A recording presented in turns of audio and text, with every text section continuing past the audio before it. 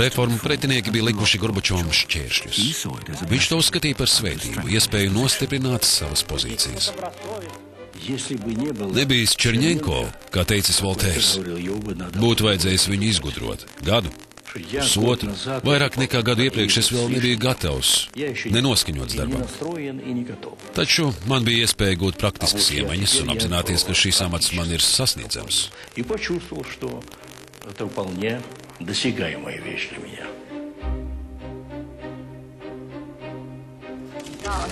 Vai tagad būs gana? Pateicos. Tagad rokas spiediens, kundze, vai jūs varētu mazliet pagriezties? Gorbačovs ieradās Londonā kā partijas delegācijas galva un Čerņenko labā roka. Tečere mēģināja izrīkot viņus ar Raisu, taču atrada Gorbačovā sev cienīgu pretinieku. Man par viņu palika labs iespējas. Vēlāk es viņai sacīju: Tečeres kundze, es apzinos, ka jūs esat cilvēks ar savu negrozāmu pārliecību. Taču paturiet prātā, ka arī jums pretim sēdošais cilvēks ir tāds pats. Bet svarīgākais, kas man jums jāpavēsta, ir: Politbirojas mani neinstruēja uzaicināt jūs pievienoties komunistiskajai partijai. Viņa no sirds izsmējās, spriedze izzuda, un mēs atklāti izrunājāmies. Es viņā saskatīju neaizspriedumainu cilvēku ar labu izglītību. Patiešām dzelzslēdīju.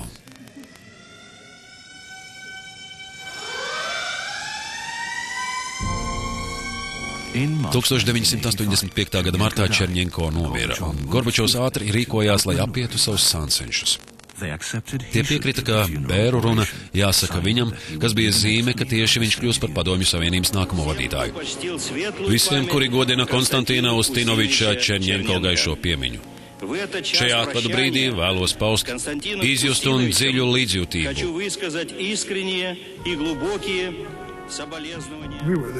Mēs tur sabijām krietnu laiciņu, taču neskatoties uz ilgo bēru organizēšanas procesu un lielo apmeklētāju skaitu, Gorbačovs šķita svaigs un enerģisks. Uzreiz bija skaidrs, ka viņš ir izturīgs vīrs. Viņš nelīdzinājās nevienam citam manis sastaptajam padomju līderim. Atceros, ka dodamies pie savas delegācijas sacīju: Viņš ir citāds cilvēks, ātrāks un gudrāks. Viņš būs veiklāks pretinieks. Mums jābūt uzdevuma augstumos, jo viņš noteikti būs uzdevuma augstumos.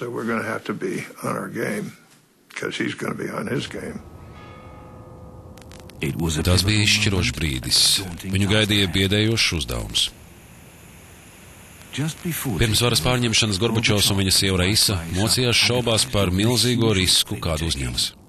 Mihails Sergejevičs sacīja, ka viņam visticamāk piedāvās kļūt par partijas vadoni.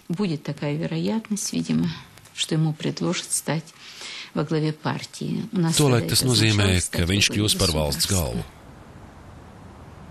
Mihails Sergejevičs sacīja: dzīve pierādījusi, lai Krievijā kaut ko panāktu, pārmaiņām jāsākas pašā augšā.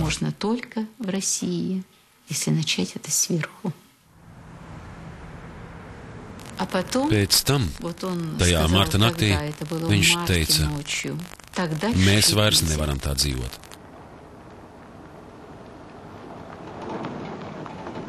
Es viņai sacīju, ka nākamajā dienā man var piedāvāt kļūt par komunistiskās partijas ģenerālsekretāru.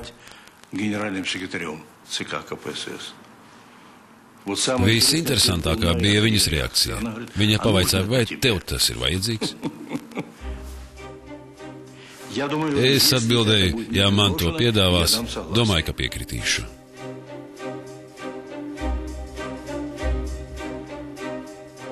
Gorbačova mērķis nebija iznīcināt padomju sistēmu. Ar savām reformām perestroika un glasnost viņš tikai vēlējās to labot.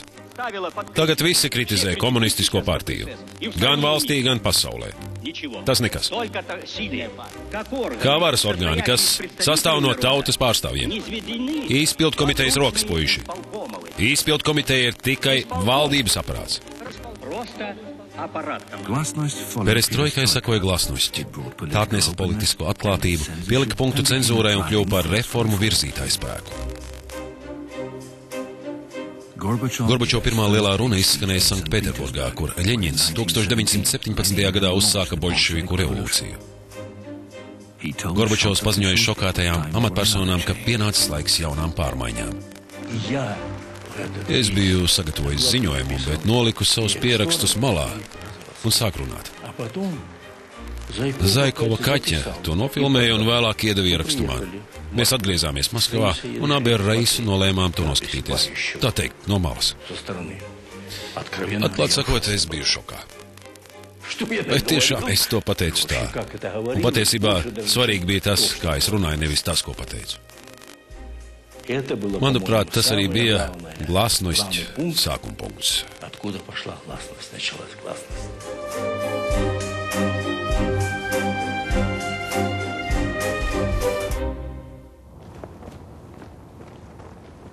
In 1985. gada aprīlī Gorbačovs ieradās komunistiskajā Polijā uz Varšavas pakta sanāksmi.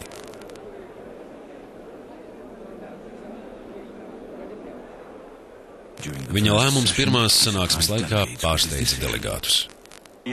Es sacīju, ka draugi var cerēt uz to, ka godprātīgi pildīsim savus pienākumus.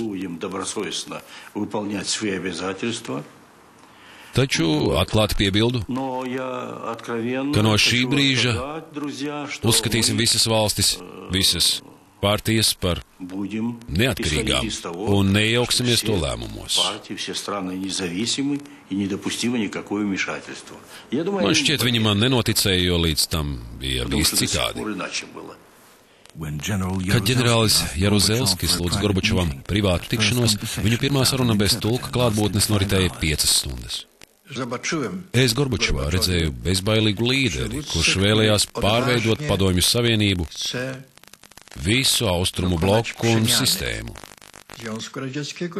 Tas atbilda Polijas interesēm un ļauj mums brīvi rīkoties. To absolutnie odpowiada i naszym polskim interesom, że to nam rozwiąże w dużej mierze ręce. Līdz ar Gorbačovu sākās jauna ēra arī Padomju Savienības attiecībās ar rietumiem.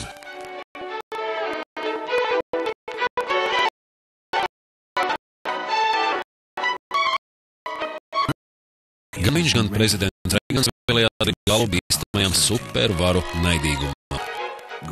Gorbačovam bija jāsamazina arī Padomju Savienību kropļojošā militāro izdevumu nasta. Neskatoties uz pastāvošo spriedzi, abi valstu vadoņi sapratās jau pirmā samita laikā Ženēvā. Gorbačovs atminējās šo sarunu pie pusdienām ar bijušiem kolēģiem. Es sacīju: prezidenta kungs, atvainojiet, bet jūs neesat skolotājs un es neesmu skolnieks. Vēl jau vairāk jūs neesat prokurors, bet es apsūdzētais. Mēs esam vienlīdzīgi. Ja jūs tam piekrītat, mēs varēsim daudz sasniegt. Taču izēja no strupceļa bieži vien pavēra vienota humora izjūta. Prezidents Reigans mēdza sacīt: zināt, ģenerālsekretāri Gorbačovu, mēs ASV baudām brīvību un vārda brīvību. Cilvēki var ienākt ovālajā kabinetā un paziņot: man nepatīk, kā jūs vadāt Savienotās valstis, prezidenta Reigana. Ģenerālsekretārs Gorbačovs atbildēja, ka Padomju Savienībā esot tāpat. Ļaudis var ienākt manā kabinetā un sacīt: man nepatīk, kā Ronalds Reigans vada Savienotās valstis. Maskava pārtapusi patērētāju paradīze un neapvaldīta kapitālisma sveitnīcā. Līdz pat šai dienai nav skaidrs, vai tāds bija Gorbačova mērķis uzsākot Padomju Savienības pārveidi. Kamēr rietumos viņš guva entuziastisku atbalstu, Padomju Savienībā viņu kritizēja. Perestroika mums bija ārkārtīgi vajadzīga. Glasnosti arī. Un mēs to jutām. Taču mēs ticējām, ka cilvēks, kurš to visu piedāvājis, kurš piedāvājis koncepciju, būs arī šo programmu realizācijas vadītājs.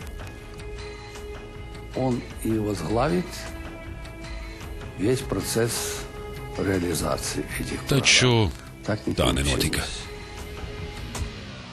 Tomēr daudz uzskata, ka Gorbačovam nebija plāna. Viņš neredzēja, ko īsti ir uzsācis un pārāk ilgi paļāvās uz komunistisko partiju. Gorbačova idejas bija kā braucošs vilciens. Manuprāt, viņš uzsāka pārmaiņas no sirds ticēdams, ka pietiks ar ierobežotām pārmaiņām vadībā. Vēlāk viņš iedomājās, ka varēs izmantot komunistisko partiju jaunu plānu īstenošanā. Manuprāt, viņš improvizēja.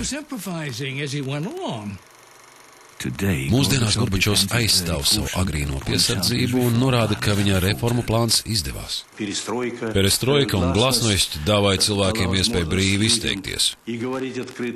To, kā viņiem bija trūcis, viņi sāk brīvi elpot, brīvi runāt.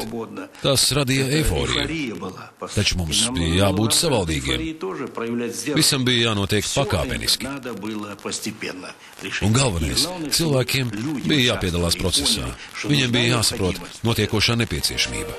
Gorbačovs turēja solījumu un nejaucās Austrum Eiropas pārmaiņu procesā. Polijas valdība un opozīcija gandrīz bija noslēgušas vienošanos. Sistēmas maiņa bija nenovēršama.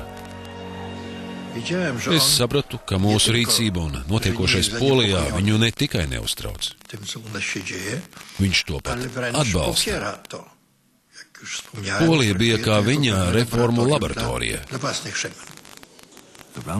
Apaļā galda vienošanās bruģēja ceļu brīvībai un demokrātijai. Polijai drīz sakoja arī citas valstis. 1989. gads ienesa Austrum Eiropā revolūciju un komunisma krišanu.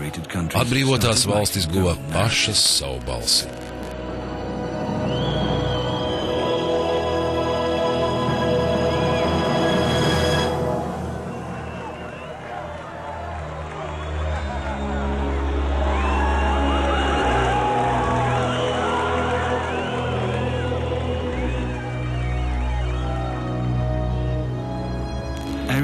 Austrumvācijas komunistu līderis Eriks Honekers līdz pašām beigām pretojās pārmaiņām. Viņa slavenais skūpsts ar Leonīdu Brežņovu joprojām rotā Berlīnes mūra fragmentu un kļuvis par turistu magnētu. Mūsdienās, viesojoties Berlīnē, Gorbačovs tiek sveikts kā baronis. Bez viņa atļaujas Vācija nebūtu varējusi apvienoties. Gorbačovs atceras savu pēdējo tikšanos ar Honekeru Austrumvācijas 40. gada dienas pasākumā. Politikā nokavējušies paliek zaudētājos. Mēs ar Honekeru tikāmies vakarā pirms svinībām un runājāmies 3 stundas. Viņš sacīja, ka viss esot kārtībā, bet es redzēju, ka viņš uzvedas neadekvāti.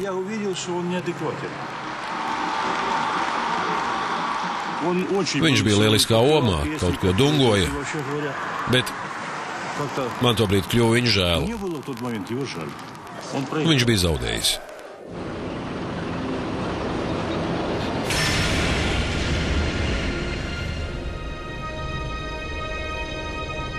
Gorbačovs pieņēma komunistiskās varas sagrāvi Austrum Eiropā, bet Padomju Savienība bija cits stāsts. Viņš domāja, ka apsolīto demokrātiju varēs izsniegt porcijās. Šodien es jums iedošu tik demokrātijas, par ko jūs man aplaudēsiet. Viņš neapjauta, ka spērs pirmo soli glasnost virzienā, demokrātijā, cilvēktiesībās. Viņš nevarēs apstāties. Jāspēr aizvien jauni soļi, līdz pat pilnīgai vecās sistēmas iznīcināšanai. Viņš gribēja saglabāt veco sistēmu un būt tajā galvenais, taču tas nebija iespējams. Spēcīgu spiedienu uz Gorbačovu izdarīja arī konservatīvie spēki. Reformām padziļinoties, to naidīgums tikai pieauga.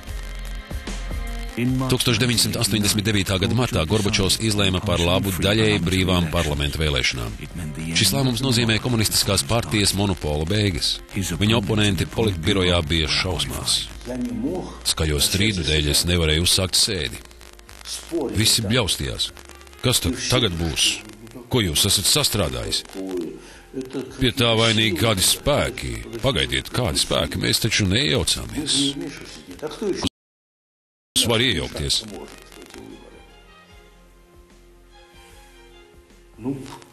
Es uzskatu, ka uzvarēja perestroika.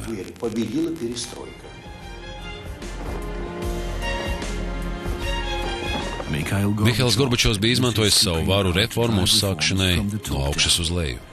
Taču viņa revolūcija tojās krīzes punktam. Un viņš bija iesprostots starp ļaudīm, kuri vēlējās lielāku brīvību, un tiem, kuri labprāt pagrieztu laiku atpakaļ. Partijas nomenklatūra neizturēja demokrātijas pārbaudījumu. Zaudējuši vēlēšanās, viņi saprata, ka demokrātiskā valstī nākamreiz tikt pie varas būs pagrūti.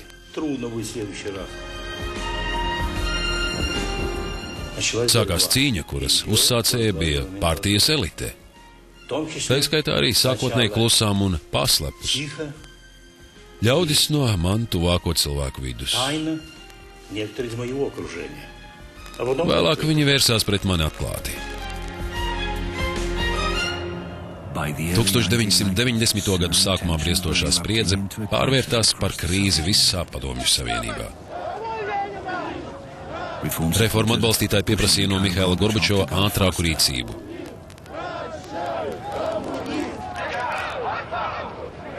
Taču arī pretinieki apvienojās pret viņu. Aizvainojums par Maskavas kontroli pār Padomju republikām aizvien pieauga.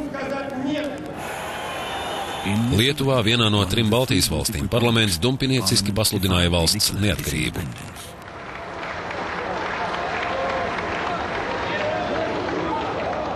Bet Gorbačovs, kurš bija ļāvis Austrumu Eiropas valstīm izlemt savu likteni, atteicās dot tādas pašas tiesības arī lietuviešiem. Mēs negribējām viņus atlaist. Mēs uzskatījām, ka riskēt ar PSRS iziršanu būtu kļūda. Viņš patiešām neizprata pilsoniskās piederības jūtu spēku. Manuprāt, viņš no sirds ticēja, ka viņi ir radījuši jaunu padomju cilvēku. Cilvēku, kurš ir Padomju Savienības pavalstnieks, neatkarīgi no tā, vai viņš būtu Krievs, Gruzīns, Armēnis vai Latvietis. Ševardnadze, būdams Gruzīns, to saprata. Pirms vairākiem gadiem privātās pusdienās Eduards Ševardnadze bija atklājis amerikāņiem savas ļaunākās bailes. Viņš sacīja, visi uztraucas par ekonomiku, bet mūsu lielākā problēma būs nacionalitāte. Ja nemainīsim politiku, ar Padomju Savienību būs cauri. Es pat iedomāties nespēju, kā dzirdējuši Padomju Savienības ārlietu ministru, atklājam ASV valsts sekretāram, ka viņa valsts varētu būt lemta sagrāvēji.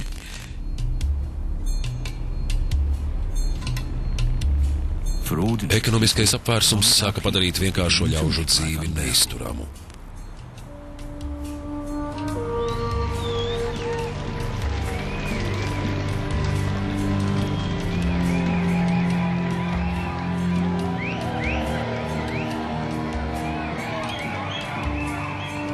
Ikgadējā 1. maija parādē Maskavas sarkanajā laukumā Gorbačovs pieredzēja pūļa, dusmas un izmisumu.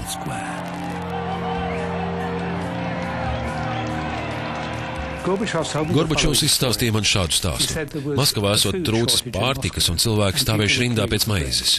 Krietnu laiciņu nogaidījušie ļaudis bijuši nokaitināti. Kāds vīrs pagriezies pret līdzās gaidošo biedru ar vārdiem: man tas apnicis, es vainoju Gorbačovu, un es viņu nogalināšu. Viņš aizgājis. Pēc 2 dienām viņš atgriezies, rinda bijusi nedaudz pavirzījusies uz priekšu. Vai tu nogalināji Gorbačovu? Viņam jautāja. Nē, viņš atbildēja. Viņa nogalināt gribētāju rinda bija pārāk gara.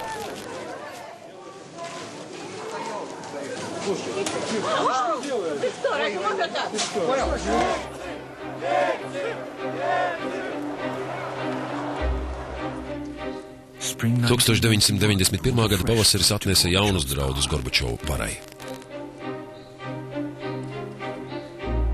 Viņa agrākais protežē Boris Jeļcins bija kļuvis par viņa galveno sāncensi. Gorbačova valdīšanas iedrošinātās Padomju republikas sāka pāriet pie jaunām varas struktūrām. Krievijas parlaments izsludināja prezidenta vēlēšanas, par kuru līderi kļuva Jeļcins. Pārgurušie Krievi izrādīja atbalstu viņa populistiskajai programmai. Boris Jeļcins uzvarēja ar lielu balsu pārsvaru. Viņš kļuva par pirmo brīvās demokrātiskās vēlēšanās ievēlēto Krievijas prezidentu. Abu politiķu sāncensība pārgāja jaunā līmenī. Ar Borisu Jeļcinu es kļūdījos. Vajadzēja no viņa atbrīvoties. jo Jeļcins attieksme pret viņu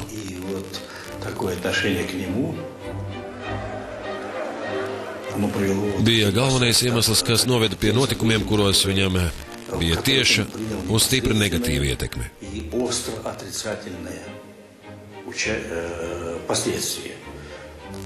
Es būtu varējis aizsūtīt viņu jebkur. Viņš kritizēja valdību un pasludināja mums karu. Un viņš nosprieda, ka pietiks vien iemest degošu sērkociņu darbu smucā, lai viss uzietu gaisā. Rietumi reaģēja zibenīgi un centās gūt abu prezidentu labvēlību. Gorbačovs joprojām jūtas aizvainots. Viņi pat noslēdza slepenas vienošanās ar Jeļcinu. Lai Angļi to uzzina un īpaši jau amerikāņi. Особенно американцы. Американцы в данном случае. Mums nebija darījuma ar Jeļcinu. Mēs atzinām, ka Gorbačovs joprojām ir Padomju Savienības prezidents un tikāmies ar viņu. Taču mēs tikāmies arī ar opozīciju, arī ar Jeļcinu.